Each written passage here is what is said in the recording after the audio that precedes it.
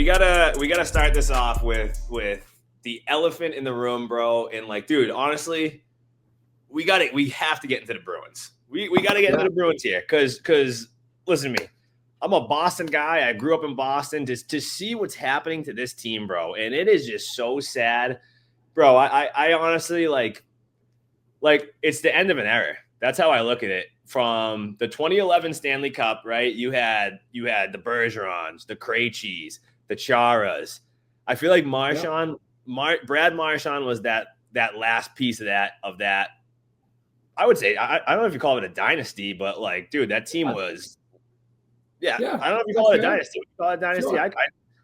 But anyway, I think Brad Marchand was the last piece of that whatever we're gonna call it, dynasty. And bro, to see how Don Sweeney let that guy go, bro. He traded him for a bag of pucks. Like literally, he traded him for a bag of pucks. Well, before we get into the actual situation itself, the Bruins, in my opinion, have made several fatal mistakes over the years.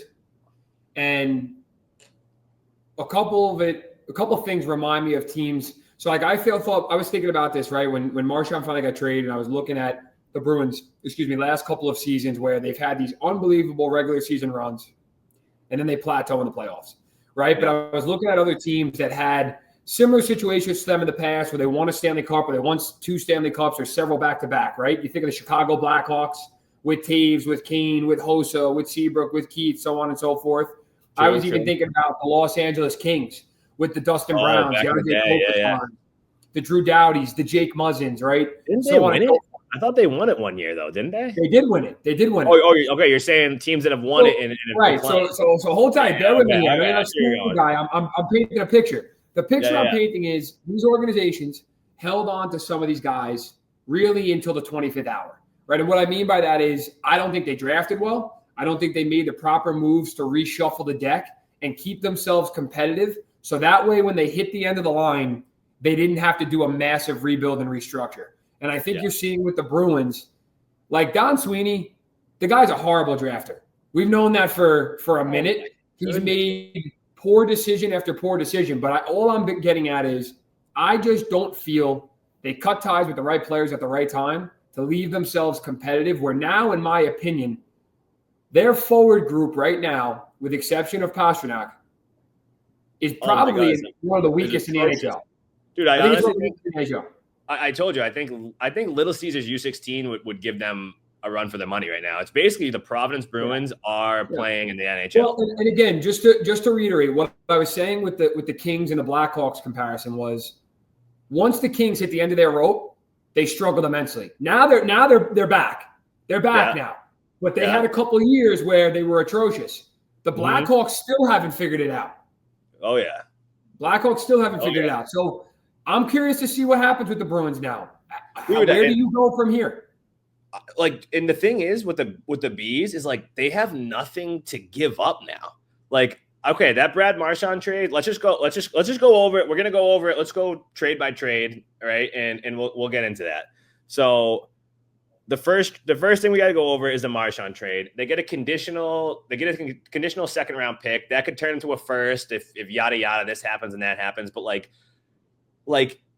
I don't think you get enough for him, right? So okay, you got a second round pick, depends who you're gonna draft, but like you don't have anything to give. You're not gonna give up Pastrnak. You're not gonna give up McAvoy. So if you want to, you got to sign a crazy free agent now. That's in my opinion. You have to go to the free agency market, and I don't even really know who's available on that. You have to sign someone big out of free agency, and you got to draft well. But the Bruins are horrible drafters. They're terrible drafters, and this goes back to this goes back not even to 2015. Before that, in our draft, Rugsy, you know the fuck up that happened from Don Sweeney in that scouting staff. Immensely. Like they had 3. I remember sitting at the draft. They had 3 first-round picks rolling. And 13, 14, 15. 13, 14, 15, 2 duds, and you had 1 decent player. I mean, who's no longer with them, who they gave up. And you, in hindsight, you could have had Thomas Chabot, you could have had Matt Barzal, you could have had Kyle Connor. They'd be in a situation like the Leafs right now, I feel like, where you have Marner, Matthews, and Nylander, and you don't even know who to pay. So, and Don Sweeney said it in an interview. He said, if I did my job correctly, we wouldn't be here. But for me as the Bruins owner, how do you not get rid of this guy? How do you not say it's so funny, the hypocrisy when you think about it. Imagine a player performed poorly, made that comment, they'd be gone. They might not even be in the league. Yeah. They might be a suitcase traveling around the league, fighting for their life, fighting for their career. Don Sweeney goes into the media and arguably one of the largest hockey markets in the National Hockey League and says, well, hey, I've completely botched this. But hey, all good. I'm going to make it up to you guys. Well, one, I have zero trust in that. I've seen him make poor selection after poor selection. And again, I have a hard time sometimes being overly critical because obviously some of the players that were picked still are in the National League or the American League, right? So I understand from a player standpoint, they're going to look at me like, who the fuck is Steve Ruggiero? You didn't make it. I get it. But, let's take it a step further. So in 2015, you completely botched that draft. Completely botched it. Your picks were abysmal. I never felt like they gave certain players, like Zach Zanishin was a good player in the Ontario Hockey League. And he performed in the American League. I never felt like they let him get comfortable at the National League level. Maybe I'm wrong. Mm-hmm. I agree with that because I feel like it's a big thing too. Is you gotta let like I think they mismanaged his development. But all that aside, then you go to 2016, and this pick is comedy. And I love this player. He's tough as nails. He's a U.S.-born player. He's an NTDP guy, a Wisconsin hockey guy, where he played college. Yep. But you go out and draft Trent Frederick. I played with Freddie. Okay, I was there when he was on the 17s. I was on the 18s. Yeah. Big kid, strong kid, tough kid. Never saw the first-round pick. From a skill standpoint, I agree with you. Never saw the first-round selection. And I remember when the pick got made, Bob McKenzie was trying to as anyone in the media would do, was trying to justify it. I remember he was like, oh, yeah, Trent Frederick there at the last pick of the first round. I fucking didn't see that one coming. Like, he didn't even know what to say. And again, Freddie's a dog. Yeah. He's going to put his fist through your skull. He's going to play for he's going to play for the city. He's going to do all the right things that way. Great locker room guy, you name it. Everyone loves Freddie. Tough as nails. The fans would say the same in Boston. Great Boston guy. First-round pick? No, he wasn't a first-round pick, dude. And they did it again, bro. They did it again with this kid. I watched this kid at BC, dude. I think his name, I forget his name. He's a big kid. Dean Letourneau. They drafted him right out of prep school, which is just like, guys, what are we doing here? Why they took him in the first round? First round pick out of prep school. He's never played in the USHL, never played in the O. He went into BC this year, and the kid, I watched him, he struggled. He was a freshman though, so he's a big kid. I see where they're going with it. Here's the only thing, though, and this is just my opinion on the NHL draft. I believe it was the Lightning's GM who just made these comments. Yeah. He was like, hey, I personally don't value draft capital as much as I value high-quality players. He's like, I'd rather give up capital all day to get plug-and-play impact players in my lineup for the right now. I agree with that. And here's why. Yeah. Unless they restructure the format of the NHL draft, you're taking kids at 17, 18 years old. You really don't know what they're going to pan out to be. And so with that being said, if you don't get a surefire bona fide stud in round one, in my opinion, after the top 60 picks, with the way the NHL draft is set up, round 3, 4, 5, 6, and 7, it's a coin flip. It's about development. It's about how they're going to progress in major, junior, or at the college level. To me, listen, I don't like where the Bruins are at. I don't want to go too far off on a tangent here. Let's stay on the topic at hand. So looking at their lineup, after the Marchand trade. Hold on. We're going to come back to that NHL draft because we said it in the last pod. I don't know if it's going to get out to the public. Yeah. That's going to be later. This is Foley's NHL draft restructuring. We're going to get back into that, but just go right back to the Bruins. Yeah, no. So, I was looking at it, and I'll actually pull it up now because I want to have the facts when I'm speaking about this. Yeah, so I got them pulled up right here too. What are you looking for? So looking at their lineup, right? So the decor, I actually don't hate their decor. Okay, Hampus Lindholm, C-Mac, Zadorov, Peak, Mason Lohrei, and then admittedly, I don't know how to pronounce this player's name, Joka Hyryu. Oh yeah, the guy. Yeah, I don't know. I'm gonna get beat up for that for sure in the comments. Finland are gonna have you on a steak. Needless to say, Lohrei, who's a great player, I would imagine they're going to pay him. Yeah, I mean, I am a fan of Lohrei. I don't know. Have you seen Lohrei play? I mean, you've seen a couple Bees games, so right? I actually have. I had a good buddy of mine that played with him at Ohio State. Said the kid I'm a fan of him. I'm a fan of him because guy, absolutely dialed, special player. And he's a big lefty. I feel like you don't get that size, bro, and like and skating ability.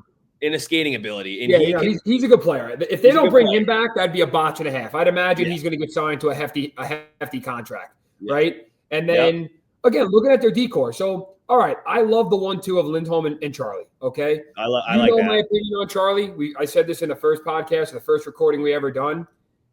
His offseason and recovery is going to be critical. How they handle him. I'm not rushing Charlie McAvoy back if it's me. No.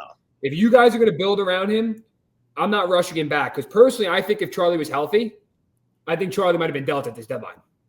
You think so? I think so, but I'll get there later. Okay. I do. Okay. Zadorov, you gave him 5 years by $5 million. Now, had things played out the way they were supposed to this year, that contract might have been justifiable. Now, I absolutely hate it. That's a lot of money. That's a lot of money for a guy that plays the way he plays. And I don't think Zadorov's a true top 4. I think he's a complimentary 5'6". Yeah, he's a 5'6". Dude, you know what I don't like about Zadorov, dude, is Zadorov tries to play the pest game, and he's so bad at he takes so many penalties. Like a Matty Tkachuk. Like a Matty Tkachuk, dude, is a great pest because he makes you draw penalties to him because he pisses you off so bad. Yeah. Zadorov is like sitting there, he's chirping, he's taking. Well, sometimes I think Zadorov needs to just shut his mouth and just focus on the playing, and then when it's called for. Yes. But anywho, Andrew Peak, right, and then obviously I said Lohrei, so on and so forth. So okay, don't hate the decor situation, but not really sure where they're going to go with it from there. Swayman, big number, and then Korpisalo, who I like their goalie situation, right? As long as Swayman really lives up to that contract, though. He hasn't had a fantastic year. Well, dude, here's another thing about that contract is I think the Bruins pulled the trigger way too quick on that contract because, dude, you forget. People forget. I shouted out Swayman's agent, Louis Gross, in the last pod, but Louis, the Swayman family should be sending him wine and cheeses. Absolutely. Yeah. I thought that was a huge contract way too soon. And because people forget I say this to people sometimes, and you might agree, like when you catch lightning in a bottle and you're playing off adrenaline, sometimes like I feel, and it happens because it was at the end of their season into playoffs, everyone was like, oh my God, Swayman, generational.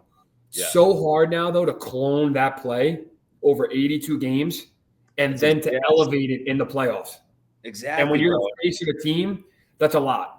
And people forget, dude, is that he was splitting time that season. He played like 40 games.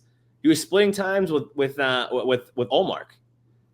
So Ullmark was, I mean, dude, they were sharing the boatload. They were sharing that pressure, trading it back and forth. Exactly. And so, like, he would go in there and he'd have a great couple games. He'd sit out a couple. Ullmark would go in, have a great couple games. Like, there was no pressure. Yeah. I think for Swayman now, and once you get that contract, right?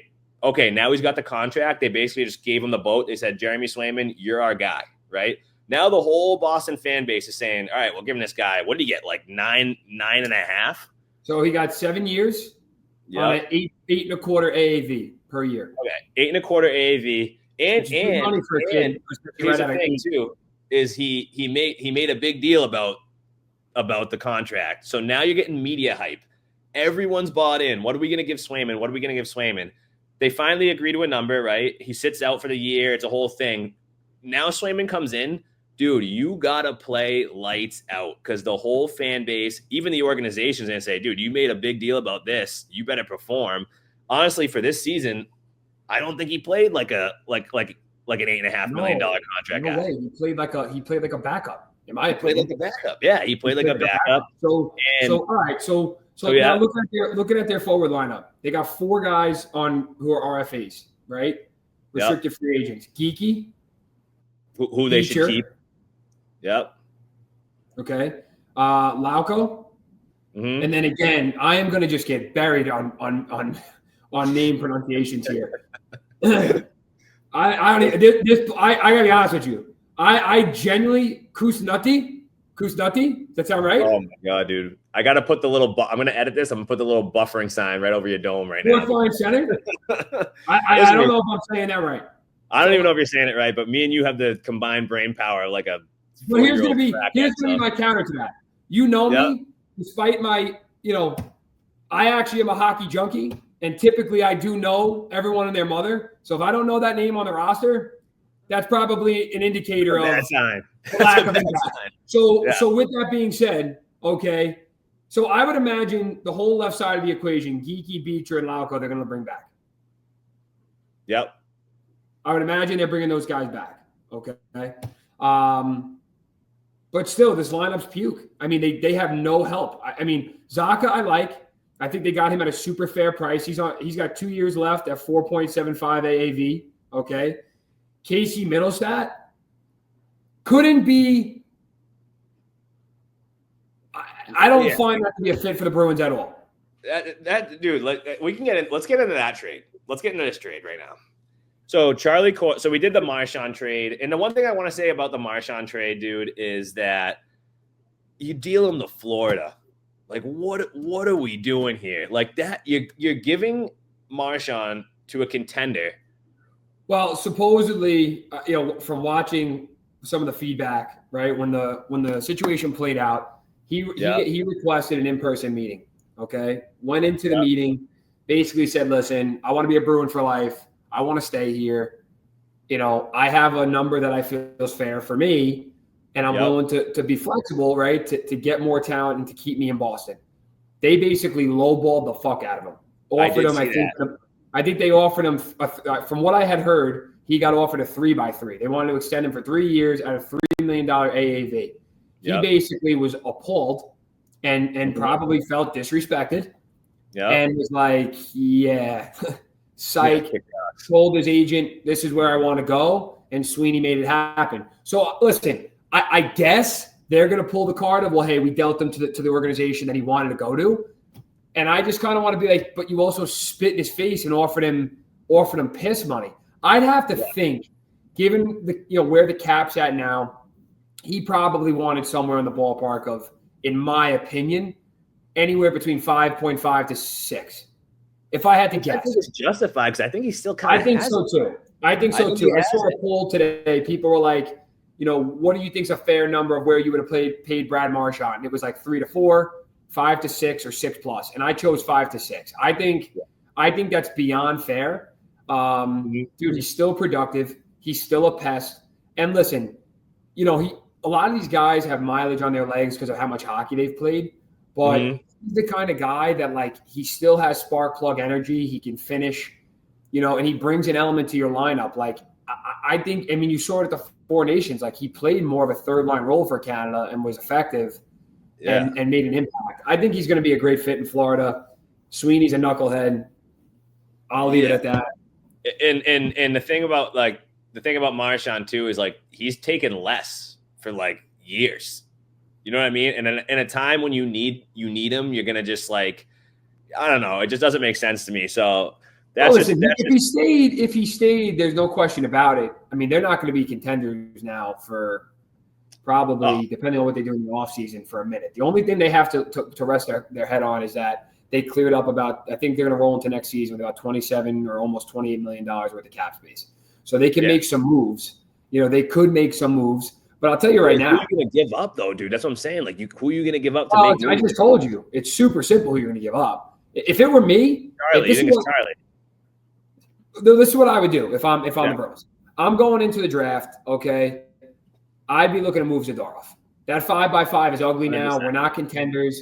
I'm trying to get him off my books, okay? 100%. Now, I don't think teams are going to take it because I think guys are going to be like, listen, if you think I'm eating the full cap on Zadorov for 5 years, you're out of your mind. I think they're going to have to retain some type of salary, okay, for him, or they're going to have to package him with a pick. But I'd want to get Zadorov off my books. I would have tried to get him off my books for a contender that needs size and someone for a penalty kill in the playoffs. I would have done that at the trade deadline. Yeah, right now. I agree with that. Now. Okay, but they can't. Okay, fine. Now, they're going to pay Lowry. Again, we talked about it. He's a big, two-way, smooth skating, skilled defenseman. I think he was a second-round pick of them before he went into Ohio State. They're going to pay him. He's probably going to ask for a 5-year, 5x5 type of bridge. Yeah, he's gonna have a little bridge deal, I think, which is you're gonna have to pay him 3 to 5. You're gonna have to pay Laura. No, he's getting money. That kid's gonna get anywhere in the ballpark of, I think, probably 3.5 to 5 per year. It's gonna it's gonna be a matter of how effective his agent is. And then, I think what you got to do is, it's gonna suck. They're not gonna want to do it. But if I'm Don Sweeney, Charlie's gonna have a very cushy offseason. I'm going to make sure he rehabs. I'm going to make sure we have a pulse on his rehab. I'm going to make sure if he needs some extra time rolling into the preseason, even for the start of the regular season, he is going to be rested. And then come the deadline, I'm going to try to get him about 25, 30 games to give the league a sample size to show that he's healthy, to show that he's back in full swing. And depending on what they do in the offseason and at the draft and where that team stands come next year's deadline, Charlie McAvoy would be on the docket. Not because of his play, but because they're in no position to hold on to him. Right. Get something for him. You got to get something for him. Get something for him. And I wouldn't go for picks. I'd be going for a bundle. I'd be packaging Charlie with a pick to get an assortment of players. That would be my focus. I mean, I could see something like that happen. Like, I think, like you're saying, like, but I think the Bruins are really trying to build around McAvoy, which I'm not saying it's not a bad thing because Charlie is a dog. I mean, we played with growing up with Charlie all the time. I think the Bruins are trying to build around Charlie, which it's kind of like, okay, what do you want the identity of your team to be? Do you want it? Because Charlie I would say he's kind of like he's an offensive part to his game, but I'd say he's more kind of like he's got that defensive side to his game too. He's kind of like an all-around player. You know what I mean? He's almost like a Bergeron for defenseman. Yeah, he's a true two-way defenseman. My only fear with Charlie, and we've talked about this in the past, Charlie is nicked up. And I'm not just saying that because of his most recent injury. Charlie has been injured over the course of his career, right? Just in knowing him. He plays a certain style of hockey that although Bruins fans love and upper management across the league is going to love, and you name it, I love it. I love the way Charlie plays. I complimented him on last week's pod. If you get caught with your head down, Charlie will take you out of the game. He's going to find a way to put you on your ass. You're going to be looking up at the lights. I love the way Charlie plays. But there comes a price with that. And my fear with Charlie, if I'm Don Sweeney, is okay.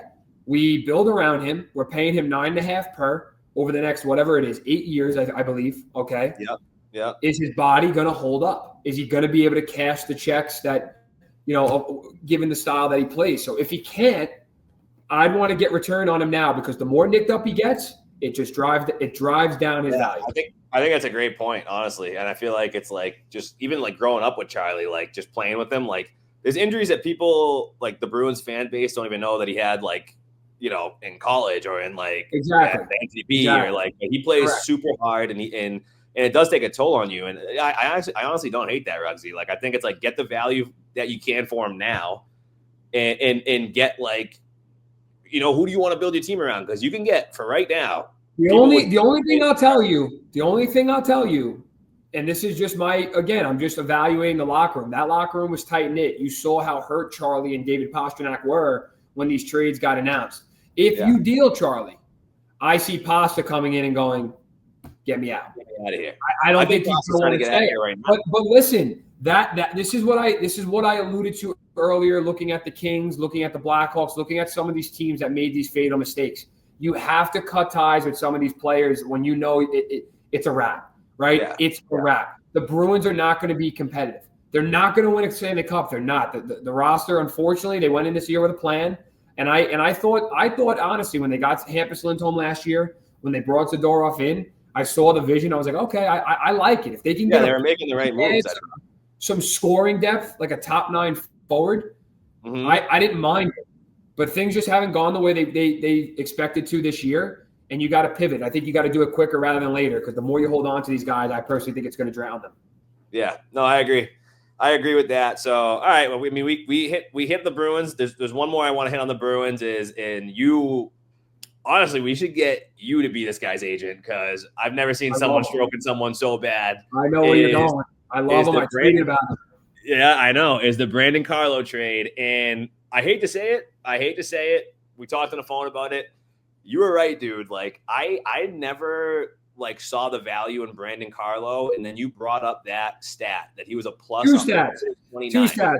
So send the mic back over here to Steve Ruggiero. Yeah, so for the fans out there, everyone knows I'm biased. I'm a big guy, okay? I like to think I played a certain way so I could resonate with Brandon Carlo. I felt he should have been on the Four Nations roster, and I'm going to make a bold selection to all you Glazers out there. You guys love skill and you love offense. He's a true defenseman. And Don Granato, my coach at the United States National Program, made a statement once that never left me. He said, you guys all want to be offensemen. Everyone wants to score. Everyone wants to be the power play guy. The root word of defenseman is defense. And Brandon Carlo embodies that. So you better clip that and send that one out there, Foles. Yeah, that's plus 129 5-on-5 in his career. And which he led the Bruins. Fucking control to think about that. Insane. Like that is. And he led the Bruins in block shots. So I'm going to just tell you this much. When your offensemen, okay, are doing dipsy doodles and toe dragging and stopping and starting and doing all the cutesy fartsy stuff that make the papers, Brandon Carlo's the guy that's ending you on the half wall. He's the guy going stick on puck. He's the guy blocking shots. He's the guy pioneering your penalty kill. And I love the move for the Maple Leafs because they needed that. Yeah, that was exactly the type of guy they needed. I'll end it there. I'm a huge Brandon Carlo guy. BC, if you need an agent, phone Rugi. Give him a call. Give him a call. We can make it happen. Maybe we'll get him on the pod. You can present it to him. Maybe get him on the pod. I've never slid in a man's DMs before, but I might have to slide into BC's DMs. Listen, I'm just a big fan of his game. I think he's smart with the puck. I think he's a good enough skater for a guy his size. And again, I think he embodies what it means to be a defenseman. He plays really good defense. I agree. And dude, I get caught up in that. Like I'm always looking for offense. Like I get in the. You're the offenseman. You're the modern day millennial. You're the offenseman. You're going to see the Queen uses. You're going to see that. I love to see that. Yeah, but I love to see that offense. And like, it hit me where I'm like, you know what? I think he's right. So that's the only time you ever hear me say that is that Stephen Ruggieri, I think, was right on Brandon Carlo. I think that he was a big loss for the Bruins, and I think they're going to feel that for years to come. But I think they're going to feel a lot of shit for years to come. But all right, we've absolutely splattered Don Sweeney, splattered the Bruins organization. We are just going to we'll switch topics to another trade, which I honestly thought was pretty crazy and like a bizarre situation, is the Mikko Rantanen trade. Like, what is this kid doing? Where low key, he doesn't sign in with the Avs, who I don't know why you wouldn't want to play with the Avalanche right now. They have an absolute fucking wagon. Until he proves otherwise. I think he's gonna. I think he misses Nate McKinnon greatly. Oh, he's gonna regret this. I agree. Like, he's the biggest loser of the trade deadline. That kid's the biggest loser. His agent, whatever you're thinking, and I think they wanted to get like 13.5, but like, dude, it's such a valid point is that he's not a center. Like, he's a winger, bro. Like, when he left Colorado, people were questioning, hey, is he going to be able to facilitate on his own? He's obviously an amazing talent, but is he going to be able to facilitate on his own? I don't think people realize how much of his offense came off of Nate McKinnon's play, right? Yes, Nate McKinnon carrying the puck up the ice, creating space and speed through the neutral zone, and then opening up areas on the ice for Mikko Rantanen, right? Yeah, like a McKinnon could like, there's players, and like I honestly feel like I was kind of a player like this, where it was like if I played with a person who could get me the puck, that's when I succeeded the most. But like I wasn't that center who's gonna be like back in the zone, like, you know, like stopping pucks from going in my net. Like, I needed somebody to kind of get me the puck. I feel like Rantanen's the same way, where like he's a very skilled player, but he needs a complimentary player to get 100%. Him the puck. No, he needs a facilitator. Yeah, I mean, that's what he needs. He needs a facilitator. And listen, I don't watch now enough of Dallas Stars hockey to comment. I'm obviously going to have to tap into the West Coast and a little bit more and watch them play over the next 7 to 10 games to get more of a true idea of how that fit's gonna pan out. The only thing with that is, though, they just committed to him now an 8x12, which to me, like, this is what's crazy to me. If you knew you were going to take an 8x12, right? Yeah. Why didn't you just stay in Colorado?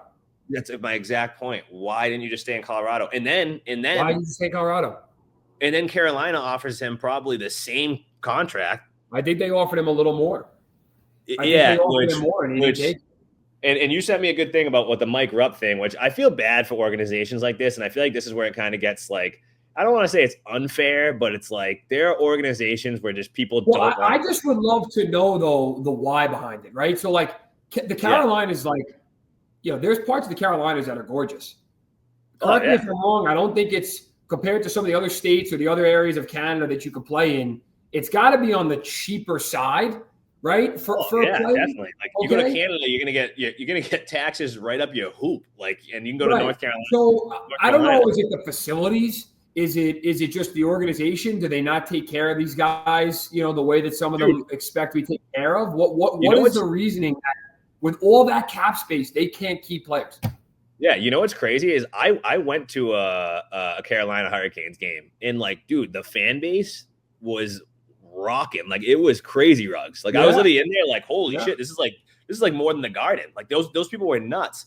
Yeah, I don't know what it is that like people don't want to sign in Carolina. Like maybe it's just like they want like a bigger city. Like I don't know what it is. Like obviously we're not in the nitty gritty in that, but I just think it's kind of unfair for the Hurricanes because I could see them being like, hey, like come on, take this. Like we'll give you more. And he's like, nah, I'm gonna go to Dallas. Like I'm gonna be in the big city. Like I didn't understand. Yeah, I don't understand. But again, it's a tough look. Yeah, and like, dude, I just think it's like these players, I think, need to realize like a Mikko Rantanen, like, I mean, this is just my opinion too, is like, yeah, like, and we already hit on it, is like, I just don't think that a Mikko Rantanen is like you build your team around him, but like you said, you need a guy to help him out. You need a guy to get him the puck. When he gets the puck, he's gonna rip it. If he has guys getting open, he's gonna find them. But I don't think he's like creating that offense like a Nathan McKinnon. Like he needs someone like that. So yeah, I think that's just kind of a weird, like that was just kind of like a weird thing. And I honestly think he's gonna regret that for a long time because he had something special in Colorado and he just fucked it up. So let me ask you this question, just again focusing on the trade deadline. For you, right? Yeah. If you had to pick 1 and 1A, your biggest winners at the deadline, who would you say? I'd say focusing on contenders. On contenders, dude, I'm gonna say biggest winners at the deadline. Like if I'm the Florida Panthers right now, I'm very happy with my team. Cause dude, we watched and honestly Toronto. I'd say Toronto was a really good choice, adding Brandon Carlo. But I'm gonna go with the Panthers because it's just something that I feel like if you don't play hockey, you don't appreciate it. But having guys on your team that are like hard to play against, like, now they have Sam Bennett, they have Brad Marchand, and they got Matty Tkachuk. Yeah, you're forgetting about. Are you forgetting about who they got from the Chicago Blackhawks? Seth Jones. And they got Seth Jones too. I forgot about that. Now they got that on the back end. They have Brandon Montour, who that kid is a fucking stud. And they have so many. Is he Monty's gone? Monty's gone. They got rid of him. When they get rid of him? He signed with Seattle. Did he? Well, that would have been a crazy. Was it? It wasn't in the offseason. Seth Jones offseason, was it? Yeah. Oh, I do remember that. I do remember that. Look, he signed with them. He went to Seattle. But so, all right. So you're taking Florida as your Eastern Conference, which I would agree. They would be my 1 and 1A. The team that I think won the deadline, Colorado Avalanche. I don't think people realize how good this roster is. I'm going to read to you top to bottom their lines at forward. Are you ready for this? I didn't want to hear it because I'm going to throw up. Okay. First line, Arturi Lehkonen, Nathan McKinnon, Martin Necas. Second line, Valerie Nichushkin, Brock Nelson, Jonathan Drouin. Third line, Logan O'Connor, Charlie Coyle, Ross Colton. Fourth line, Ross Colton, Joel Kiviranta, Jack Drury, and Jimmy Vesey. Yeah, that's it, dude. That is that's a wagon. So I'd say over in the West, that's a fucking dude. That's I'm a wagon. And then just for some playoff depth and leadership on defense, they brought back longtime defenseman Eric Johnson just to have, I feel like, as a 6'7" black ace type of ordeal in the event someone goes down. I think they won the deadline. I personally. Did you put Brock Nelson? Was Brock Nelson in that lineup too? Yep. Brock Nelson, Yeah, dude. Like, that's the team to beat right now. And obviously, like when those teams get like those expectations, it's like, are they going to live up to it? Are they going to mesh well in the playoffs? Are they going to get hot at the right time? But I think the Avalanche. I actually agree with you. The biggest winner, I would say, in the West is the Avalanche. For me, the biggest winner in the East is the Panthers. But holy shit, the fucking Avalanche are coming. It's about to be an avalanche in the NHL. Yeah, and let's circle back to the Panthers, right? So you touched on it a little bit earlier. Again, bringing in Marchand, I think was complimentary because they're going to get Makachuk back off LTIR for the playoffs. Okay, you're now going to have, to your point, Sam Bennett. You're going to have Marchand. You're going to have Reinhart. You're going to have Barkov. The rest of that lineup, they're in a really good standing there. And I thought Seth Jones was a really good get for them. Really good get for them. This is a guy that hasn't played a lot of playoff hockey since he was in Columbus, frustrated by losing in Chicago. This was a kid that was 1 and 1A. He ended up going second overall or third overall behind McKinnon. Yeah. He's got a talent. He's got crazy talent, dude. Super talented. 6'5", 6'6", thoroughbred two-way defenseman, defends well, an offensive presence, can power play for them as well. He's going to be a great addition, and I just think he's inspired right now to go try to win a Stanley Cup. And I think the Panthers, based on the moves that they made at the deadline, just showcased like, hey, we want it again, and we're coming back for it again. So I really like that move for them. I thought that made a ton of sense. You forget too, Seth Jones has like never really been on like a contender too, because he was with what? He was with Columbus, right? Which they weren't doing anything. He was with Nashville for a little bit. Which they probably were. He probably was he with Nashville? Are you sure about that? Mm-hmm. All right, so he was with Nashville for a little bit, and then he goes to the Blackhawks, who are absolute dog shit. And I feel like now that he's with the Panthers, I think you're gonna see him flourish. And the thing with the Panthers, dude, is I feel like that team and their head coach is a boss. Like I was in Winnipeg when he was there. Paul Maurice is such like a player's player. I think that locker room, dude, might be the tightest locker room in the NHL. I mean, I'm not on the inside, but you just see those guys. Like, I feel like they just love each other. And real quick, I have his numbers pulled up right here, right? Okay. So, I ended up going 4th overall. That's crazy. I remember him slipping in 2013. I remember that. Who was in that draft? Who won first? That was the McKinnon, the Druin year, right? When they had that run in Halifax. Yeah. But I think, correct me if I'm wrong. I'm more of a hockey junkie than people realize. I could be wrong. Was that the Yakupov year? Was that Nail or wasn't that Yakupov? No, because he went first. Yakupov went first overall, I think. Did he? He might have been. He might have been the year before. All right, so we got to look up on that. I'd be curious. But just to put in perspective, he went 4th overall in 2013 in Nashville. Okay, I thought he was 6'5", 6'6". They got him listed on Florida's website at 6'4", 213. He's 30 years old, so he's got a lot of hockey left. He's got a Ruzzi build right there. Yep, he's a big boy. Okay, spent 3 years in Nashville. Then he spent 6 years in Columbus. Okay, in his time in Columbus, these were his numbers. Just again, I'm just going to go points and then plus minus. 20 points minus 9, 42 points plus 6, 57 points plus 10, 46 points plus 1, 30 points plus 10, and then his last year when they were kind of starting to fall off there, 28 points and minus 18. That was when he got dealt, and then he picked up with the Blackhawks, right? And with the Blackhawks, 51 points minus 37, 37 points minus 38, 31 points minus 15, and then 27 points minus 18. That's obviously, though, indicative of the team. Like they're just not good, right? Yeah. So, but I mean, listen, crazy to think this kid's been in the league for almost what now? 11 seasons? 2013, what is it right now? 10, 11 years? Yeah, so 11 seasons. He's played over 840 hockey games. I mean, this is a good get for Florida. No, yeah, I think Florida's they're gonna really like that, dude, because they have the offensive production, and he adds the offensive production, but he's a two-way player too. People don't realize that too. Big body. He is. Like I said, the last couple of years, that plus minus is jaded because Chicago gets the piss beat out of him. So, and he's obviously playing 23, 25, 26 minutes a night. You're going to be subject to that. So Yeah. And then while we're on Chicago, we hit this last pod, but I don't know if the people are going to be able to see it. So I want to hit it again. Is it Connor Bedard? Let's just hit that quick again. Cause Because, okay, first overall pick, right? Highly touted, and he comes in, and I feel like he's underperforming. Like, but it's tough for him. I think you said it earlier, right? Like when you were talking about the Bruins with McAvoy. The Blackhawks are building around Bedard. Yeah, you know that 100%. Yeah, which they should, so which is warranted. When you look at teams that brought in superstars, right? That got the hype that he got coming out of major in the draft. I think Sidney Crosby with Pittsburgh. I think McDavid with Edmonton. I think Ovechkin with Washington, right? You think of those type of guys. That was the kind of hype that Bedard had out of the draft. Yeah. There's no question his skating ability, his skill set, his this, his that. He could score. He's that guy. Yeah.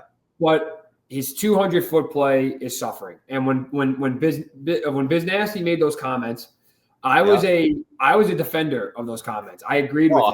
100%. I was a defender of those comments. Ripped him apart. Oh, he's young. Cut him slack. Cut him this. Cut him that. But it's like, guys, respectfully, did we cut Connor McDavid slack?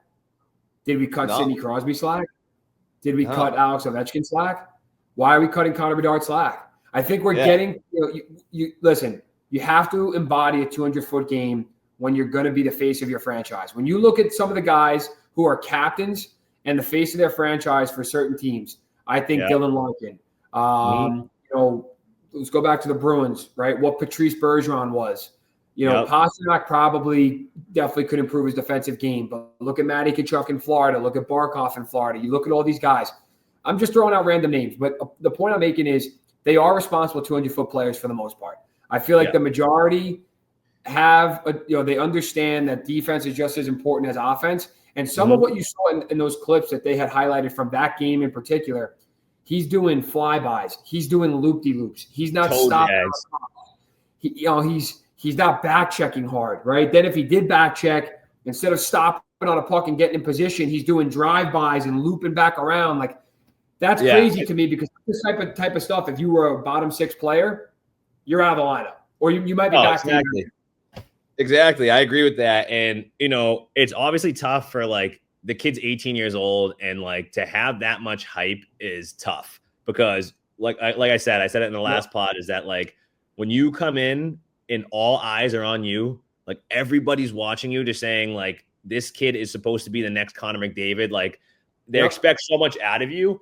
And I think that he's kind of trying to, like, model his game. He wants to have that big highlight reel goal. So he's trying to do, like, too much out there to kind of show people, like, hey, like, I'm really him. And I think it's something in this game. He's a 2005 birth year. No, I know. It's ridiculous, dude. He's 19 years old. Yeah, I know. We're talking about a 19-year-old here, but, like, dude, it's true. It's true. Like, but dude, you're in the National. Like he's a special talent, and he needs to learn, like, he can put up 60, 70 points, dude, and still lose fucking 60 games a year. You know what I mean? It's like, if you want to win in the National Hockey League, you got to have that 200-foot game. You got to be locked into winning. And I feel like Connor Bedard, his mind's not there right now. I feel like, and which is respectfully so, because the kid is so young, dude. And if you're at 19, 18 years old in the National Hockey League, you're getting all this media attention. You're getting compared to one of the best players ever played the game. You come in here, you want to give people a show. Hey, I'm really this kid. I'm really that guy. I'm doing these toe drags. I'm going between the legs. I'm getting the highlight reel goals. I think he's got to get that out of his head and just focus on, like, hey, how can I help this team win? Obviously, scoring goals is going to be a huge factor for him, but he's got to get back on the other side of the ice. He's got to help in the defensive zone, because he's a center now. Like, we talked about it with Rantanen. Like, Mikko Rantanen can get away with kind of floating, up top and not having a great defensive game, because he has a Nathan McKinnon that's in the corner in the defensive zone, getting the puck up to him to turn it the other way. He did have a Nathan McKinnon. He did. And now Bedard's got to be that Nathan McKinnon, where puck goes back in the other zone. People forget it, dude. If you're a center, you're a third defenseman. Right. Really. You're a third defenseman, so you need to get back and play deep. Correct me if I'm wrong. Oh, no. Yeah, what you got? Yeah, no, he's a centerman. He is. No, he's a center. For some reason, he's a center. Yeah, for some reason I thought he was a winger. No, he's a center. Yeah, no, I mean, even more the reason. I agree with you. Listen, you just nailed it on the head, especially at the centerman position. And that's what I'm saying. Like, we'll go with all of his Canadian boys, because he's a Canadian kid. McKinnon, Crosby, Patrice Bergeron. Yep. Trying to think who else. I mean, listen, you got to play. There's endless. There's endless people. Exactly. There's examples for days. You got to take on a 200-foot game, and that's part of being a leader. And it's a huge responsibility for a 19-year-old. The kid's a 2005 birth year. I look back on it. At 19, I was getting myself in trouble on Providence College's campus. I couldn't even imagine being the face of the Blackhawks. So I know. It's nutty. It's a lot to ask for, but with all due respect, you got picked first overall for a reason, my brother. It's you gotta take that on quick. That's part of the maturation process. No, yeah, I agree. So shout out to him. I mean, he'll figure it out. I know he's gonna figure it out. And I honestly had like the same when I remember when Jack Hughes came in the NHL. Like I was saying the same thing about him. I was like, oh, like this kid doesn't have it. I don't think he's gonna make it. He's too small. Like I just think but like, dude, they figured it. Like these superstars, they figured it out. I feel like Jack Hughes is. I mean, he's a great player now, obviously, but yeah. But all right, we'll switch here. We talked a little bit about it, Ruggs. We're coming to the end of the podcast, but playoff picture is starting to heat up. This is my favorite time of year. This is my favorite fucking time of year. Playoff picture starting to heat up. Yep. People are making moves, so now you kind of know the teams where their headspaces are, right? Because GMs like the Avalanche are saying, "Hey, we're loading up. Like, give us some guys." And then you have teams, like the Bruins saying, "Hey, we're fucking giving up the house because we're out of it." So with the playoff picture, rolling here, who do you like? Yeah. What do you see happening? Who do you like to win it? I don't want to just give generic answers, right? Because it's easy to say Colorado. It's easy to say Florida. Here's my thing, and I've said this about the Western Conference, and I'll be curious to get people's feedback. The Western Conference, in my opinion, for a very long time, has pound for pound been stronger than the East. I'm a huge believer on that. These teams are bigger, they're skilled, and they're physical. Every team in the Western Conference plays physically, from the Kings to the Avs to the Stars, the Blues, the Winnipeg Jets, all these teams. Okay. So I want to give you all right, let me rephrase the question. Who's your dark horse? Let's start it with that, and then we'll get into the bigger teams. Like, who's your dark horse? Like, who do you think is loading up? Before I make these comments, you have the standings pulled up by chance in front of you? I got all right, ready? I got the standings right here. So we'll go Eastern Conference. I'll give you the top what? Yeah. You want 6? You want the top 6 or? Yeah. If the playoffs are tomorrow. So I didn't know this. Capitals number 1. I knew that. Yep. 90 points. You got the Panthers. Yep. You got the Leafs, who we can go on for days about them. Mm-hmm. Great regular season team, but playoffs come around and they turn into fucking dog shit. Hurricanes and Lightning. I think that's 6. 1, 2, 3, 4, 5. No, that's 5. Lightning and then the Devils. Okay. So from top to bottom, I think the Devils are fraudulent. Okay. I think they're fraudulent. I think they should have been, honestly, I think they should have been sellers. I personally don't think they have a chance. I don't think the Rangers have a chance. I know they're kind of like playing cat and mouse with each other. Okay. Yeah, I'm always going to be a believer in the Lightning. Always. Yep. I feel that I'll always be a believer in the Lightning. I know what, that city embraced that hockey team. They embraced the culture. I think that, they still have enough veteran leadership. And when you have Andre Vasilevsky in net, I'm always going to be a believer that if that mother effer gets hot, that team can roll. So that might be my dark horse in the East. Okay. I like it. Continuing up the ladder. I'm sorry, dude. I'm a hater on the Leafs. I like the Carlo get. I really like the Carlo get, but I'm not a believer. I'm not a believer. It's warranted, dude. I think it's warranted. Yeah, I don't think they have enough jam. I don't think they have enough jam up and down the lineup, and that's big for me in the playoffs. And I just don't think they have it. So I'm not a believer on the Leafs. Okay, I'm a big believer on the Panthers. One thing I want to touch on the Leafs too is like, dude, it's almost like when you get that curse and like the media is given the attention where they're like, well, this team can't win in the playoffs. Yep. Like, dude, the players feel that. Like, that's what the media doesn't understand. Yep. Like, when you're in that tight game with Boston, game 7 on the line, Like, dude, they're gripping the You stick. get a little bit of that. Here we go again. It's just a matter of time. Again. Something's going to go wrong, right? Something's going to go wrong. Yeah, it's almost like it's like a curse. I agree. So I'm a believer with the Panthers, and then the I mean, how could you not be a believer? They're the number 1 seed in the East. What I like about the Caps is the culture in the room. I think there's a good little culture in that room, right? Beyond just, the offense and what they're putting out. Now, but now here's the thing with them. At the same time, I wouldn't be surprised if they lost in the first round. Exactly. That's a bold statement. That's a bold statement. But I could see them getting bounced in the first round. No, something tells me I could see them going down in the first round. But I also like. You know what it is? I feel like the culture is like it's almost too good. Where it's like no. Sometimes that happens. Sometimes that happens where like so much is going right in the regular season. Ovi's scoring. He might hit the record. And I almost feel like that sometimes backfires. And then how do they respond to a momentum shift in the playoffs? I'll leave it at that. Let's shift gears to the Western Conference. Give me the rundown top to bottom there.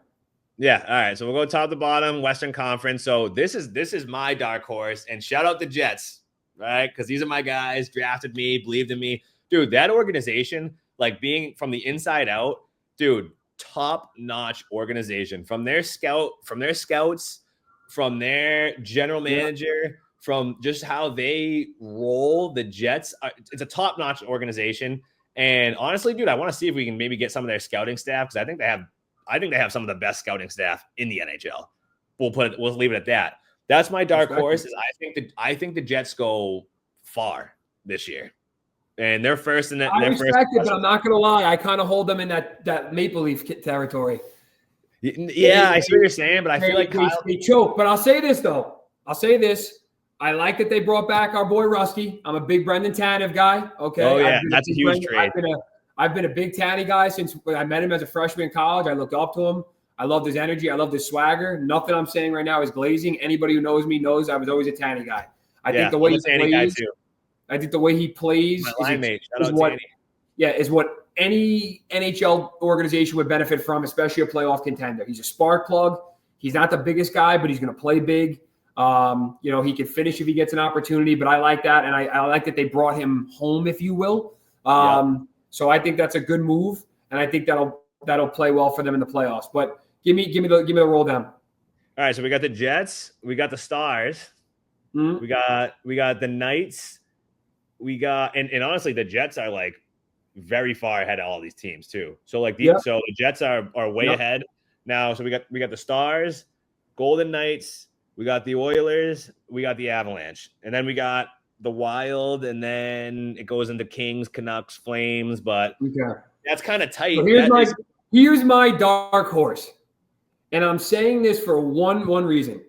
Okay. One reason, because I loved how he played at the Four Nations. That might be a hint. Where do you think I might go? I don't even know where you're going with this. You're not going with you're going with the Oilers. You're going with the Oilers. Nope. No, I'm going with the Vegas Golden Knights. I saw a side of Jack Eichel. At the Four Nations that I thought was very impressive. I thought he played a true 200-foot game. I still love their roster. They have size, they have skill, they have grit. That place come playoffs is a fucking madhouse. Oh my God. A lot of those buildings in the West are a madhouse come playoffs. Like Winnipeg can usually go right out. Yeah, they're crazy. People in the West are crazy. Different. Colorado's got history in that building. And I'm a fan of all these teams. These teams are hard-nosed hockey. I almost believe, and I told you this just when we were shooting the shit in Boston 2 weekends ago. Yeah. I almost feel that the Western Conference is so difficult to get to the Stanley Cup final that by the time these teams get there, they're so banged up. The Conference contender is licking their chops because they're like, you motherfuckers are beat up. I feel like the Western Conference rolls in with they're on crutches. They're pulling up in their bruised eyes. I just feel like they beat the shit out of each other so much in the Western Conference that by the time they get to the dance, they're rolling in with like a hanging rotator cuff. Their hips are falling out, like they're hurting. But anywho, I'm gonna go with Vegas. I just like the energy in the building. I still think that team's hungry. I like the way Eichel played at the Four Nations. I thought he played really, really well. And personally, shout out Eichel, dude. Shout out Eichel. Yeah, I thought he played. Well. I think that, dude, as like obviously it's cool for us, dude, because we've known these guys since what, like 15, 16. Yeah. And like just to see the like maturity path of these guys like growing from U14 to now being, the face of an NHL franchise. I feel like, shout out to Eichel, because I feel like he's come a long way. From Buffalo, from his days in Buffalo to like the whole like McDavid Eichel thing, I don't know. I feel like he's come a long way and he's proved himself, I think, tremendously. Dude, and I'm looking at their roster. And they have their back end is shout out our Boston boy, Hannafin. Noah Hannafin is a dog out there. Dude, I'm looking at their roster. Like, I'm a huge fan in so many ways. Okay. Send the roster out. So first off, they made a couple silent gets, right? Building up to the deadline. They brought back Riley Smith from the Rangers, who I have a feeling might be a dark horse get at the deadline. He's a good little player. He's a playoff player too. Bingo. Yep. He's a playoff player, and they're bringing him back. I like that fit for them. I like that move. I thought that was a good move for them to call New York and be like, hey, we'll take our homie back. Okay. Yep. We got Brandon Saad, who, although old, has game left in him. And you got to remember, these veterans are like, hey, I got to shoot my shot now for a ring because the clock's ticking. They don't have, what I'm saying? Like, I like those two players. And then dude, the experience too, bro. The experience too of like having a veteran who's been through it, like to be like, hey, like even like you're like at game 6, maybe you're up like 3-2, where it's like, hey, like we ain't. There's a lot to like about this roster, and there's size on this roster. There's big boys on this roster. But what I love the most is their decor. Haig, Hannafin, Hutton, Korsak, McNabb, Pietrangelo, Theodore, and Zach Whitecloud. Wow. There is not one player on their back end under 6 foot. Wow. Not one player on their back end under 6 foot. From top down, Haig through Whitecloud, 6'6", 245, 6'3", 206, 6'3", 209, 6'3", 203, 6'4", 215, 6'3", 215, 6'2", 200, and 6'2", 210. Who was 245? Who was 245? Nicholas Haig is listed on their roster at 6'6", 245. Oh, my God. Imagine running into that. I'd be a flat Stanley. And then what I love even more, their goaltending. Aiden Hill and Ilya Samsonov. True. I mean, so Vegas is my dark horse. I mean, I didn't even realize that team is that big. But that's the point I'm making. If you go down the rosters in the Western Conference, a lot of it is that. Yeah.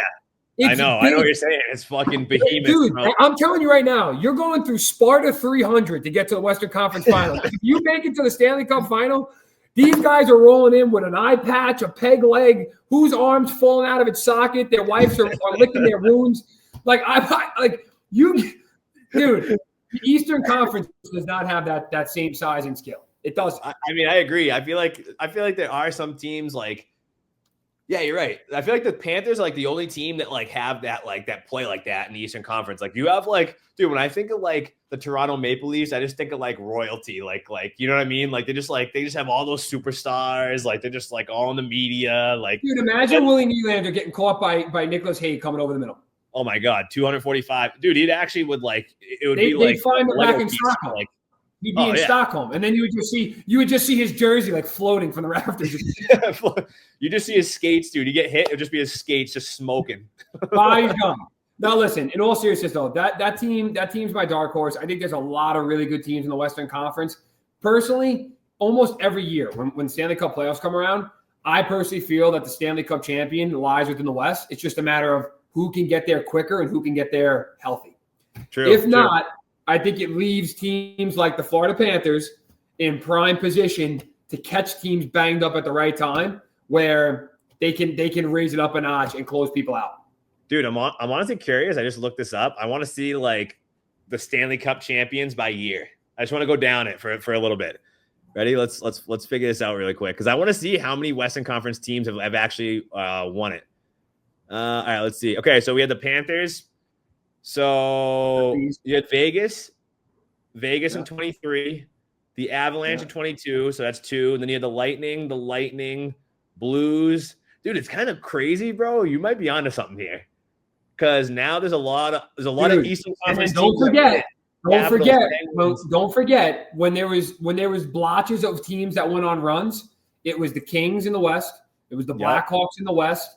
Yep. Granted, Pittsburgh had their spurt. Detroit had their spurt. But predominantly the last 10, probably 12 years, in my opinion, it's been more of the West. And I think a lot of these teams in the West beat the shit out of each other in the playoffs. Oh, that's what I'm saying. Dude, that's what I'm saying. I think you're right, is that these Western Conference teams beat the shit out of each other. And the Eastern Conference team just comes rolling in being like, all right, let's beat – and wins the series. East is not as physical as the West. The East is not as physical as the West. I'm telling you right now. There's a couple good rivalries in the East, right? You got the Flyers, you got the Ranger Islanders, Ranger Devils. Like, there's some good little rivalries. But those rivalries in the West – oh, it's different. Yeah, I know what you're saying. And all right, let's just go. I'm going to go from 2010 and I'm going to go on. So I'm going to go, ready? So 2010, Blackhawks. 2011, Bruins. 2012, Kings. 2013, Blackhawks. 2014, Kings. 2015, Blackhawks. 16, Penguins. 17, Penguins. 18, Caps. 19, Blues. Shout Blues. 2020, Tampa. 2021, Tampa. 2022, Avalanche. 23, Knights. 24, Panthers. So, I mean, a mixed bag there, but I kind of see where you're coming from, where it's like these guys are getting the shit kicked out of them in the Western, and then the Eastern Conference team just comes in and they'll like win it in 5 games. But, all right. So, I mean, I think that's a good pod, Ruggs. That's a good pod for Thursday one. One thing I want to go over. One thing I want to go over here. All right. And I said it in the last pod, but I don't think it's going to get out to the people. So I want to say it on this pod so everyone can get it. The NHL draft format. This is Foley's NHL draft format here. We're gonna patent this. I'm gonna send it to Bettman. And I'm gonna say, do what you wish. But I think that this is where the NHL draft needs to go. And I'm gonna get into it right now. So here we go. The current NHL draft format, right? We have. You get drafted at 18. You're draft eligible at 18. You get drafted at 18. I think you can get drafted the year after. Is that right? So you're saying what? If you get bypassed in year one? Year one, you can get picked in year 2, right? It's something like that? Yeah, you have a second year of eligibility, correct? That's right. Second year eligibility. So basically, you're draft eligible from 18 to 19. All right.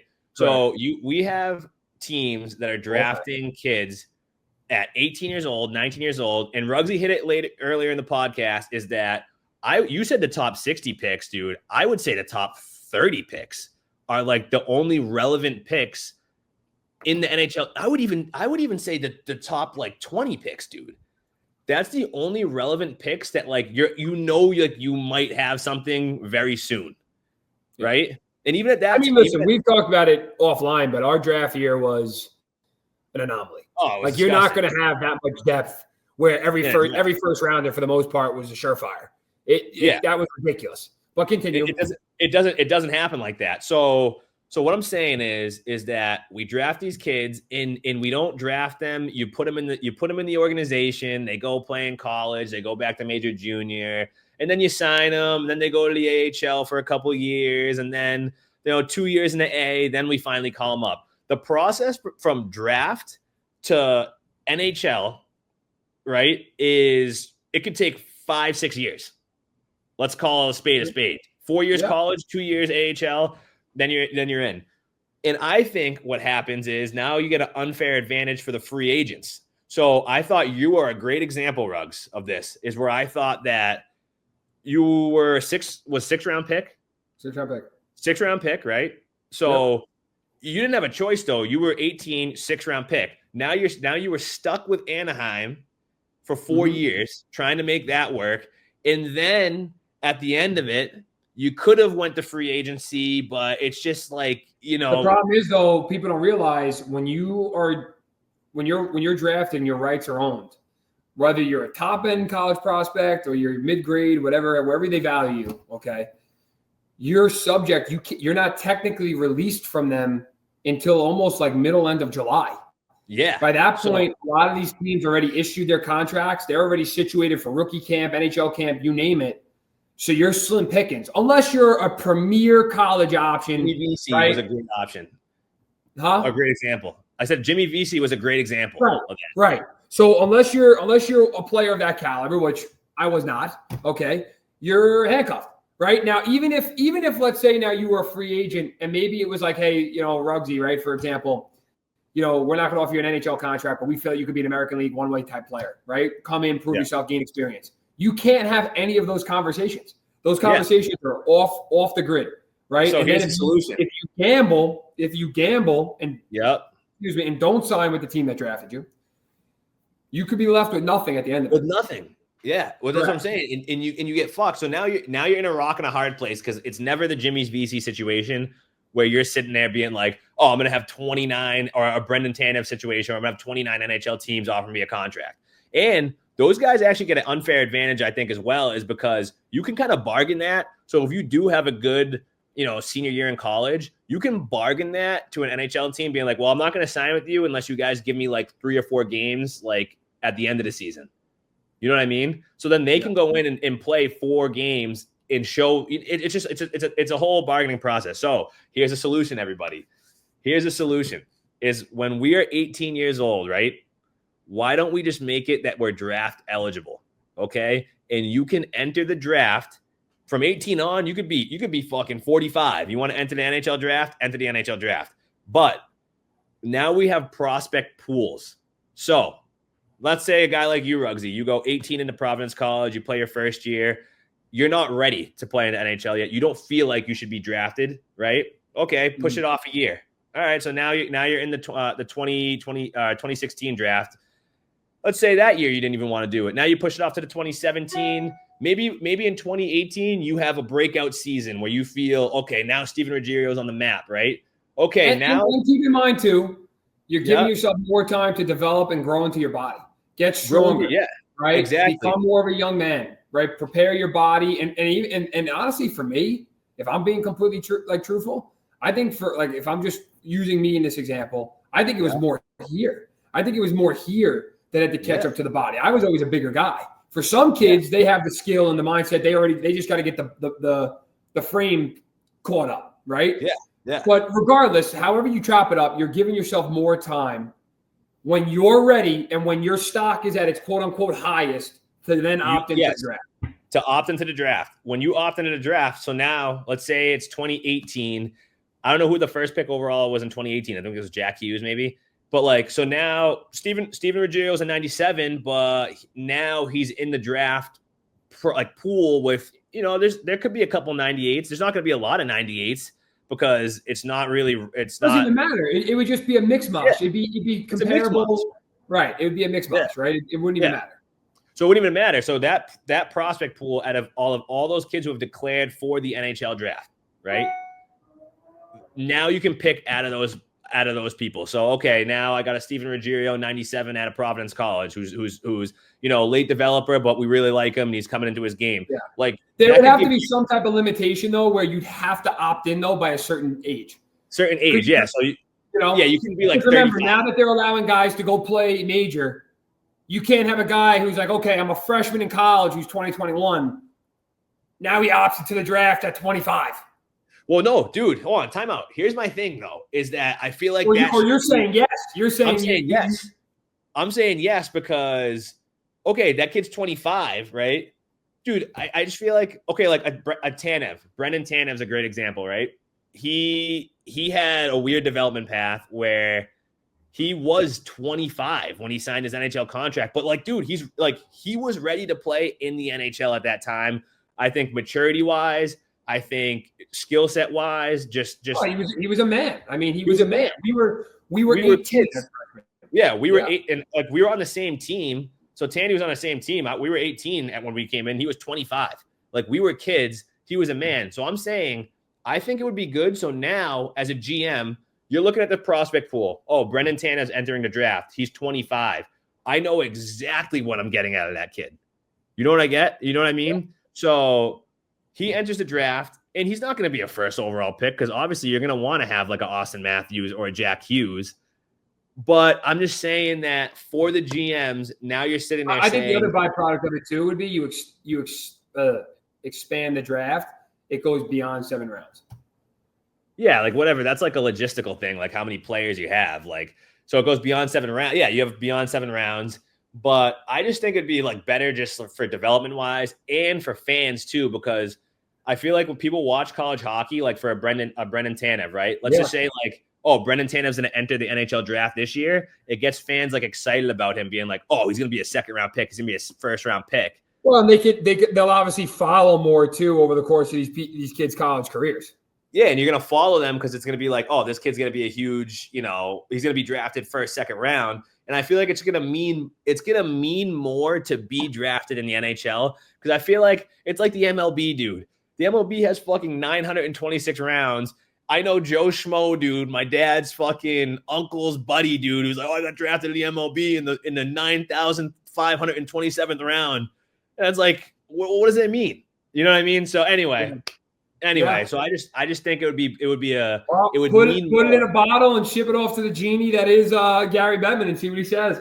Yeah, Gary, I'm gonna hit your line. We're gonna have a talk here because I feel like something needs to be changed. I just don't like how it's kids are drafted so young. They have no idea. It's a coin flip, dude. You don't know how they're gonna pan out. And then it's almost like sucks for the kid, dude, because like you get all this hype, he's drafted, but he's fucking a little kid, and then like he doesn't pan out, he doesn't make it. It's like let's draft kids to go play in the NHL. Let's not draft kids to go play in major junior, and then we're gonna develop them to go play in the AHL. And then if he does well in the AHL, we'll give him 1 game. And no, let's just draft guys to go right in the NHL. But that right there is Pigeon Pod episode 3. Rugsy, I think we got something here, dude. I think we got something here. Yeah, listen, the biggest thing for this is outside of the content. We want to make it interactive. As guys who played, we can resonate with a lot of these kids. We played with them, we played against them, and we obviously got enough of a taste between NHL camps, AHL camps, rookie tournaments. Foles obviously was there, right, playing at the American League level, 1 call up away, leading up to his unfortunate injury. But nonetheless, right, we want to make this something that, to the hockey community specifically, is going to be engaging. And more importantly, some of the content we want to cover down the line, right, especially for younger players and their families, how to navigate agents, how to communicate back and forth with your agent, right, what you should be looking for between the NCAA and major junior, what you should be looking for in the event you choose to go play college hockey in the program, right, what you should prioritize and what you should avoid. The flash and the sexiness of the commit or of the school versus the coaching staff, how they see your kid, how they see your son, how they see your daughter, right? Where do they fit in the lineup? All these different things. We want to help and give back to the hockey community in the form of this podcast. So we're excited. Like I said, like I'm just touching on what Ruggsy said is like, we just want to make a little hockey community, like whatever it may be. If you played in Moose Jaw, Saskatchewan, Junior B, like come in, let's talk hockey. If you played in, the Stanley Cup Finals, let's come in and play hockey. Like everyone's welcome. We just love the game. Like he's a hockey nerd, I'm a hockey nerd. There's a ton of us out there, so we just want to make a little community that people can talk the game and shoot it back and forth. But Rugi, it's always a pleasure, my friend. All right, my man. Salut. We'll be back soon. Salut. We'll see you guys. Thanks for tuning in.